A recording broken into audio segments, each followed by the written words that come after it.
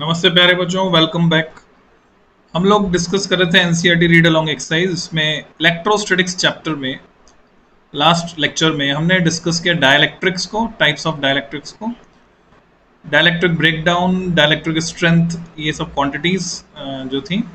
अभी हम बात करने वाले हैं कैपेसिटर्स एंड कैपेसिटेंस। तो आप अपनी एनसीईआरटी ओपन कर सकते हैं। ये है page number 73, capacitors and capacitance, article number 2.11. So let's discuss. Capacitor क्या है? Is a system of two conductors. दो कंडक्टर्स इसमें होते हैं बच्चों। ये एनसीईआरटी रीड अलोंग एक्सरसाइज है, इसलिए इसमें मैं सारा कुछ वही वर्ड टू वर्ड एनसीईआरटी जा रहा हूं। पर अगर आपको डिफरेंट फील चाहिए तो बोर्ड पर जो मैंने पढ़ाया था वो सारी क्लासेस अवेलेबल है मेरे चैनल पर। इसका लिंक भी मैं पोस्ट कर दूंगा या पेस्ट कर दूंगा इसके डिस्क्रिप्शन में। तो वहाँ से आप डिफरेंट फील ले सकते हैं। वहाँ पर वो अलग तरह से रहेगा और ये थोड़ा सा अलग तरह से है। तो जो भी आपको बेटर लगता है वो आप देख सकते हैं। सो कैपेसिटर इज ए सिस्टम। आपसे डेफिनेशन पूछी जाए what is a capacitor, so capacitor is A system of two conductors separated by an insulator. ये सिंपल सी डेफिनेशन हो गई कैपेसिटर। तो कैपेसिटर दो कंडक्टर्स का सिस्टम होता है जिनके बीच में इंसुलेटर रखा है। द कंडक्टर्स हैव चार्जेस से Q1 and Q2 and potentials V1 and V2। इन दो कंडक्टर्स के चार्जेस और potentials. Usually in practice the two conductors have charges Q and -Q। देखो बच्चों, पहले Q1 Q2 V1 V2 लिखा, यानी कुछ भी हो सकते हैं, डिफरेंट चार्जेस भी हो सकते हैं, दोनों पर पॉजिटिव दोनों पर नेगेटिव, ऐसे भी हो सकता है। कंपटीशन लेवल पर हम वही सब डिस्कस करते हैं। और बोर्ड लेवल पर यूजुअली जो कॉमन केस है वो हम डिस्कस करेंगे। तो एक के पास चार्ज है पॉजिटिव Q, दूसरे के पास है -Q, और दोनों के बीच का जो पोटेंशियल डिफरेंस है वो मैटर करेगा V1 -V2, that is V between them. We shall consider only this kind of charge configuration of the capacitor. Even a single conductor can be used as a capacitor by assuming the other at infinity. ऐसा भी हम मान सकते हैं कि जैसे दूसरा conductor infinity पर पड़ा है और ये दोनों मिलकर एक कैपेसिटर बना रहे हैं, दो कंडक्टर मिलकर एक कैपेसिटर बनाते हैं। The conductors may be so charged by connecting them to the two terminals of a battery. Q is called the charge of the capacitor, though this in fact is the charge on one of the conductors. क्योंकि capacitor पर total charge हम निकालेंगे, एक के पास +Q है, एक conductor के पास, दूसरे का -Q, तो नेट चार्ज तो जीरो होगा। The total charge of the capacitor is zero. बच्चों, एक नंबर में सवाल पूछा जाता है तो एक नंबर के इस सवाल में आपको जवाब देना होता है total charge of the capacitor is zero. Competition में पूछा जाएगा तो फिर ऑब्वियसली ज़्यादा नंबर का होगा। सही बताया तो 4, गलत बताया तो -1। The electric field in the region between the conductors is proportional to the charge Q. That is, if the charge on the capacitor is say doubled, दुगना कर दिया हमने, the electric field will also be doubled at every point. This follows from the direct proportionality between field and charge implied by Coulomb's law and the superposition principle. Now, potential difference V of the work done per unit positive charge in taking a small test charge from the conductor 2 to conductor 1 against the field, consequently V is also proportional to Q, ऐसा हम कह सकते हैं, and the ratio Q upon V is a constant. वैसे क्या होता था? V होता था work done per unit charge. अभी हम Q by V की बात कर रहे हैं, वो एक कांस्टेंट है, और इस कांस्टेंट C को हम कहते हैं capacitance of the capacitor. C is independent of Q और V as stated above. Q change होगा तो V चेंज होगा। ये ठीक वैसे ही है जैसे रेजिस्टेंस फिक्स हो जाता था, R कांस्टेंट हो जाता था, V और I चेंज हो सकते थे। यानी अगर हम वोल्टेज बढ़ाएंगे पोटेंशियल का डिफरेंस तो करंट बढ़ जाएगी। उसी तरह से यहाँ पर अगर पोटेंशियल बढ़ाएंगे पोटेंशियल डिफरेंस तो चार्ज बढ़ जाएगा उसी प्रोपोर्शन में कि Q by V कांस्टेंट रहेगा। The capacitance C depends only किन फैक्टर्स पे? Only on geometrical configuration, shape, size, separation. अब देखोगे सिमेट्री मिलेगी बच्चों, किसमें तो क्लास 11th में आपके सिलेबस में 3 एलिमेंट हैं बस। वो 3 एलिमेंट कौन कौन से और उनमें क्या सिमेट्री है, लेट्स डिस्कस। आप लोग फैमिलियर हैं, छोटी क्लास में पढ़ के आए हैं रेजिस्टेंस आर, हिंदी में कहते हैं प्रतिरोध। अभी एट प्रेजेंट हम पढ़ रहे हैं कैपेसिटेंस सी, और आगे चैप्टर्स में हम पढ़ेंगे इंडक्टेंस एल। आधा सिलेबस जो है फिजिक्स का, जिसको हम कहते हैं इलेक्ट्रोमैग्नेटिज्म, वो बेस्ड है इन 3 एलिमेंट्स पर। इंडक्टेंस कह लीजिए, इंडक्टर कह लीजिए, कैपेसिटेंस कैपेसिटर, या रेजिस्टेंस रजिस्टर, सिमेट्री है तीनों में। इसको नापते हैं हम ओम में, जैसा आप जानते हो। इसको नापते हैं फैरेड में, अभी ऐसा यूनिट डिस्कस करेंगे। और इसको नापते हैं जोसेफ हेनरी के नाम पर, साइंटिस्ट हेनरी के नाम पर, उसे सम्मान देने के लिए हेनरी में कैपिटल ऐसे दिखा। रेजिस्टेंस डिपेंड करता है length of the conductor, area of cross section and material property resistivity. Similarly capacitance depend करेगा geometrical factors, overlapping area, distance between the conductors, और मीडियम की प्रॉपर्टी परमिटिविटी पर। कैसे सीखेंगे। इसी तरह से इंडक्टेंस में भी ज्योमेट्रिकल फैक्टर्स आएंगे, यानी इन तीनों की ही डिपेंडेंस में कुछ होते हैं ज्योमेट्रिकल फैक्टर्स जो उसकी ज्योमेट्री से लिंक्ड है। जैसे इंडक्टर में रेडियस बोल दो, एरिया ऑफ क्रॉस सेक्शन कह दो, उसकी लेंथ कह दो, उस पर इंडक्टेंस डिपेंड करेगा। और इसी इमेज आपको चाहिए तो ट्यूबलाइट की चौक कॉइल जो होती है, चौक, उसको आप इंडक्टर मान सकते हैं, या सोलेनॉइड को हम इंडक्टर कह सकते हैं। और जो मीडियम है, मीडियम की प्रॉपर्टी, मैग्नेटिक प्रॉपर्टी आ जाएगी परमेबिलिटी। तो बच्चों आप देखोगे तीनों में सिमेट्री है, इस सिमेट्री को हम समझ के चलेंगे तो हमारा काम आसान हो जाएगा। So geometrical configuration, shape, size and separation of the system of two conductors, as we shall see later, it also depends on the nature of the insulator, dielectric जो हमने भरा है separating the two conductors। The SI unit of capacitance is 1 farad, जिसको हम 1 coulomb upon 1 volt कह सकते हैं। तो कूलम पर वोल्ट ये इसकी SI यूनिट है। तो अगर आपसे मैं पूछूं CGS यूनिट बताओ, कैन यू टेल मी? मैं आपको याद दिलाता हूं बच्चों, 1 कूलम में होते हैं 3 × 10⁹ स्टेट कूलम, यानी CGS यूनिट क्या है? स्टेट कूलम, जिसको हम ESU भी कहते हैं, या फिर हम इसी को फ्रैंकलिन भी कहते हैं। फ्रैंकलिन। इसी तरह से 1 वोल्ट में होते हैं बच्चों 1/300 स्टेट वोल्ट। तो स्टेट वोल्ट क्या है? पोटेंशियल की CGS यूनिट है। कैसे आया? सिंपल है, हम जानते हैं पोटेंशियल होता है work done per unit charge, W/Q। W को नापा हमने जूल में और चार्ज को नापा कूलम में। तो 1 जूल अपॉन 1 कूलम 1 वोल्ट के बराबर होता है, ऐसा मैं कह सकता हूं। तो अब मुझे CGS में बदलना है, तो मैं पहले जूल को बदलता हूं। तो जूल में आपने पढ़ा है 10⁷ अर्ग। अर्ग CGS यूनिट क्लास 11 में आपने सीखा। और 1 कूलम में जो स्टेट कूलम अभी ऊपर हमने लिखा है 3 × याद रखने का आसान तरीका है, स्पीड ऑफ लाइट 3 × 10⁸ होता है। वो छोटा सी है, ये बड़ा सी है, तो एक और बढ़ गई 3 × 10⁹ स्टेट कूलम। और ये अर्ग पर स्टेट कूलम कुछ और नहीं बच्चों, इसी को हम बोलते हैं स्टेट वोल्ट। तो 1 वोल्ट इज जो कट गया, उसके बाद जो बच गया 1/300 स्टेट वोल्ट।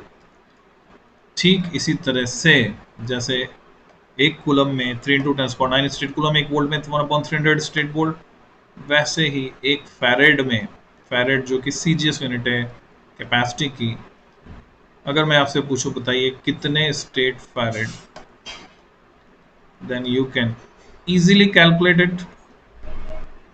हम जानते हैं, अभी अभी फॉर्मूला हमने लिखा, C is nothing but Q upon V।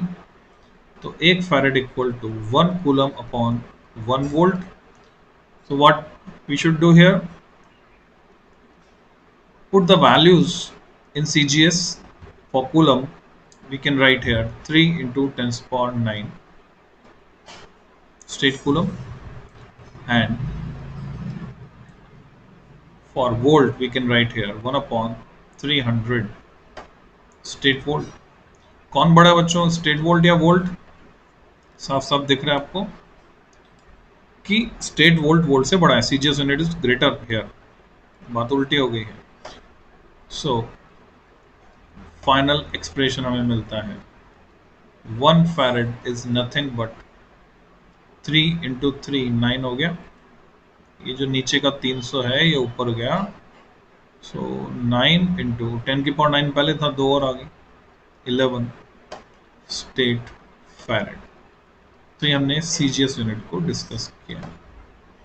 इसी तरह से आप एक एक्सरसाइज करके देखिए तो आपको पता चलेगा कि ये जो स्मॉल के होता है बच्चों, जिसको हम इलेक्ट्रोस्टैटिक कांस्टेंट के नाम से जानते हैं, 1/4 पे एप्सिलॉन, जिसकी वैल्यू होती है 9 इंटू 10 पावर 9, यूनिट होती है newton metre square upon coulomb square. अगर मैं इसको सीजीएस में कन्वर्ट करूं या नहीं, मैं लिखूं न्यूटन के करस्पॉन्डिंग होता है बच्चों डाइन, मीटर के corresponding centimetre square upon coulomb square की जगह state coulomb square. So what you will get here, कितना आएगा जस्ट कैलकुलेट करो।